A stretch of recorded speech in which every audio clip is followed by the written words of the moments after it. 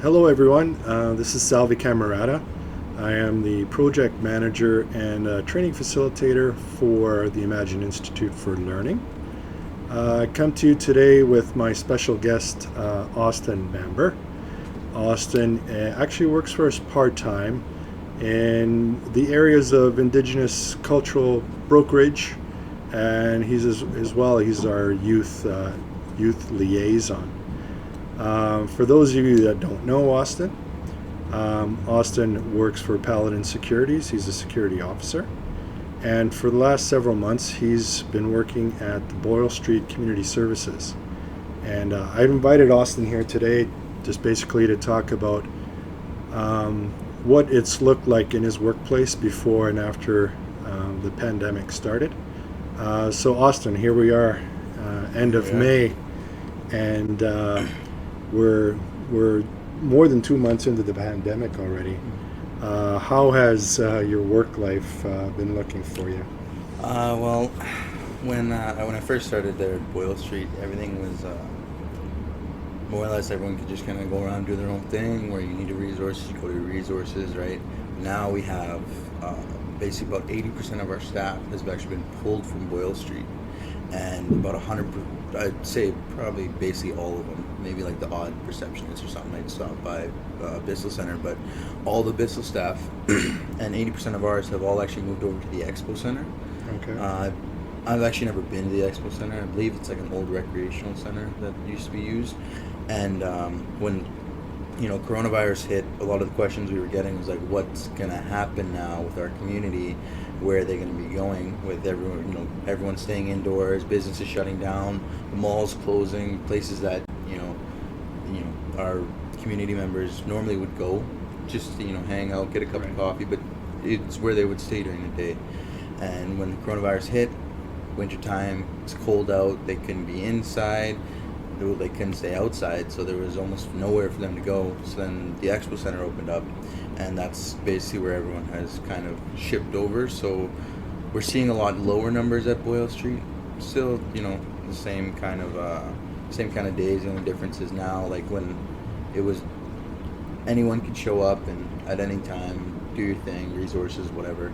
I was the only guard there from Monday to Friday, 2 o'clock to 8. I would just be there, just kind of hanging out with everyone. But then come coronavirus, my role completely switched from just, going around, making sure no one's fighting, making sure no one, no overdoses are happening, anything bad, to basically I'm a doorman now.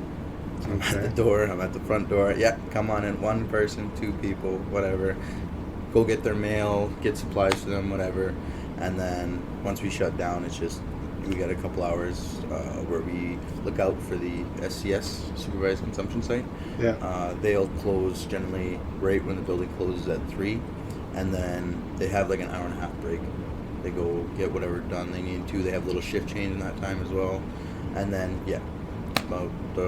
always the end of my shift is just a couple hours of just kind of sitting down, being doorman for them a little bit, and they go up, they do their thing, and then they leave the building.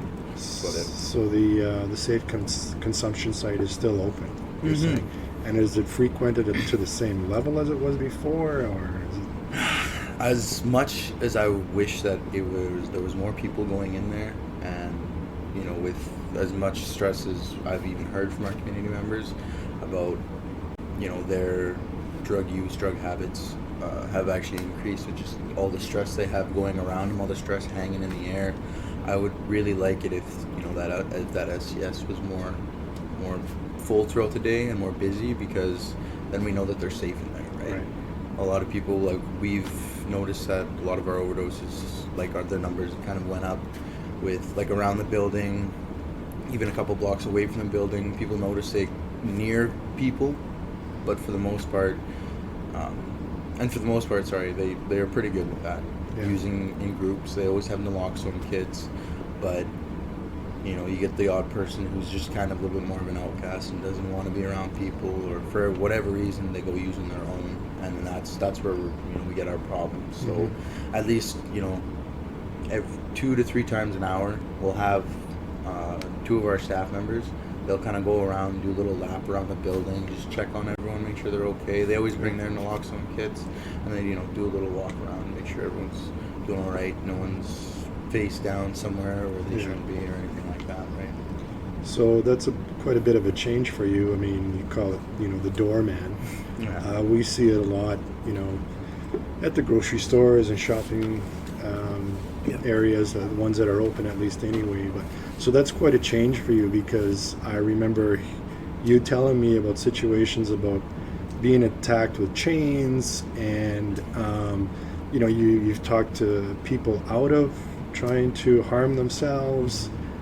So how's that feel for you? Well, I guess there's still, I get, the odd day more of still having that role where, just being a security guard there, when I first started, obviously nobody likes a security guard. No. Even when I looked in the mirror standing at Boyle Street, I was like, what am I doing here? But after I got to work there for a bit and everyone got to know me, got to know Austin, they didn't know, security on my chest. A lot of people became really comfortable with me, and a lot to the point where I'm kind of the first person that want to talk to, and they'll take me and we'll either do a lap around the building, go for a walk, go for a smoke or something, and they'll vent whatever they need to vent out, and then we'll sit there, talk about it, and it's never more than like a 20-minute, half-hour conversation or anything like that. Yeah. But just being that sponge for people, I still get to have that role, and it's still kind of rewarding to see how angry and frustrated or stressed or whatever it was that they were before, and afterwards they come talk to me, and I wear the security guard outfit, so they might get a little bit more angry and they're yelling at me, pointing their finger in my face, but at the end of it all, they're calm, they're happy, they got it off their chest, they just needed to scream at somebody. Yeah. I'll be that sponge for you, and then as soon as that's done, they feel a lot better. So I get to have a couple more moments like that as the doorman. It's not as fun, and I don't get to see the community as often, but at the same time, I always get to be the first one welcoming them inside the building, right? Well, and I think that's important too, just that first impression, and you're a welcoming person. You can talk to anyone. I think people feel the same way about you, going to talk to you about it. So that's kind of cool. On a personal level though, since I don't know what your stress level is like after work, we talk a lot about people at the front lines, experiencing some sort of fatigue because we're having, because of heightened stress levels and whatnot. What are you doing to take care of yourself? Are we talking about at work or at home? Both. Okay, we'll start with work. So work, the nurses are watching this video from the SCS, especially one of the bosses there. She's shaking her head right now because I'm not the best when it comes to work. I'll wear the face mask when the nurses bug me enough. They're like, hey, awesome, put it on, going out there. I'm like, okay, put it on. Eventually it comes off, but when at work, I should be a lot more proactive with the way I deal with the coronavirus. I'm actually better at home dealing with it than I am with community. I find it's a lot of them, none of them travel. None of them, a lot of them smoke and whatever else, but none of them were, I guess, categorized as extreme risk, especially when this coronavirus thing first got out. It was mainly people that travel. Yeah. Our community doesn't travel unless they're going somewhere in Canada, but other than that, they don't go to China, to over provinces, India, province travel is rare. So country travel, I wasn't too worried about. So when it comes to my work, I'm kind of just doing the same thing I am, because I do know that for the community there, that sense of closeness, that sense of not worrying so much about touching somebody or being close to someone, that actually does a lot for them. And then it really means a lot to them, the fact that a security guard will get down, literally what I did with this guy yesterday. He crawled out into the street, and I seen peace officers pull over and were started talking to him, and he was extremely drunk. And I'm like, oh no, he's gonna get arrested. So I go running outside. I'm like, oh, come on. Around my shoulder. I was like, come on, you gotta sit in front of the building. And then after, as I sit him down, I give him a cigarette, so he'll stay there for a bit and chill out. But doing that, put my arm around his shoulder and carrying him over, like, that's not something that I have seen too many people do. And to me, it just comes natural. So it's like, I want to help this guy, right? Mm-hmm. So I don't think about, what if this person's got the virus or whatever. I'm just there to do the best job I can, as best as I can, right? Yeah. But when it comes to being back at home, and how's it different? Well, I know my roommates are, they're going all over Edmonton because they work at a dealership. They're lot attendants, so they're driving cars all over the place. They have every different type of customer around. They're pretty good with making sure they sanitize, wash your hands, social distance, all that stuff. They always wipe down their vehicles before they even drive off somewhere, and they wipe them down before they give them to the owner. Like, they're very good with it. But we have our own little rules around the house where we social distancing so much isn't the biggest issue. Seeing is they're a couple, so it's very easy to want to stay away from them. They go do their thing. I go watch like Naruto or something in my room or something.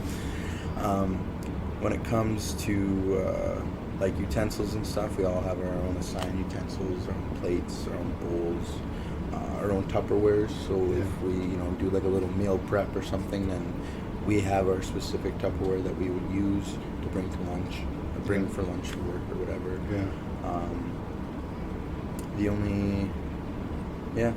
That's kind of it. So you don't find that you have to do more to take care of yourself? I know, we talk about this in training a lot, right? It's like, how do I can't take care of people or expect to take care of people unless I take care of myself. So are you doing exercising? Are you, I don't know, binging on your favorite movies? All of that, Salvi, all of that. I've been doing the quarantine workouts. We tried the whole put the towel, you fold it up on the door, right, and you put it up there so you can like go up against the door, and you can do some like pull-ups with the towel on the door. Worked horribly. The towel snapped on me, and I smashed my knees off the ground. That was painful. But just basically doing a bunch of push-ups. I'll be at work at Boyle Street, and when it's like the SCS hours, we don't really do a whole too much. So me and Nitin, he's actually supposed to be security supervisor for this library, and he will be unless he actually goes up to EPS. So depending on what goes on with him, we'll see.